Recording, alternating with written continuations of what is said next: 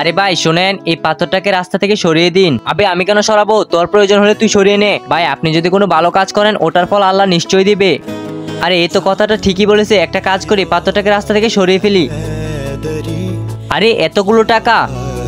আরে ওই লোকটা তো ঠিকই বলেছিল, একটা কাজ করি, এই টাকাগুলোকে মাদ্রাসা দিয়ে আসি, তাহলে এই টাকাগুলো আরো বেশি হয়ে যাবে।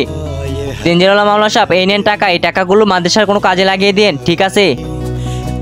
আরে ওই টাকাগুলো দিয়ে আসলাম 2 দিন হয়ে গেল, এর ভিতরে আমি ডাবল টাকা পাইনি। একটা কাজ করি, জিঞ্জিরওয়ালা মাওলানার কাছ থেকে টাকাগুলো ফেরত নিয়ে আসি। আরে জিঞ্জিরওয়ালা মাওলানা সাহেব, আমার টাকাগুলো আমাকে ফেরত দিয়ে দিন। কিন্তু ওই টাকাগুলো তো আমি মাদ্রাসার বাচ্চাদের দিয়ে দিয়েছি। চলুন, ঠিক আছে। হ্যালো, হে আল্লাহ, যে পবিত্র পাথরটা দেখার পর এই ভিডিওটাকে 10 জনের কাছে শেয়ার করে দিবে, আপনি ওনাকে মৃত্যুর আগে একবার হলো হজ করার তৌফিক দান করুন। সবাই কমেন্টে বলুন আমিন। স্যার, আপনি যে কোম্পানিতে চাকরির জন্য আবেদন করেছেন ওই চাকরিটা আপনি পেয়ে গেছেন, আর আপনি ওই কোম্পানির ম্যানেজার হয়ে গেছেন। কি? আচ্ছা, আমি কালকে দেখা করছি। হে আল্লাহ, আপনার লাখো লাখো শুকরিয়া।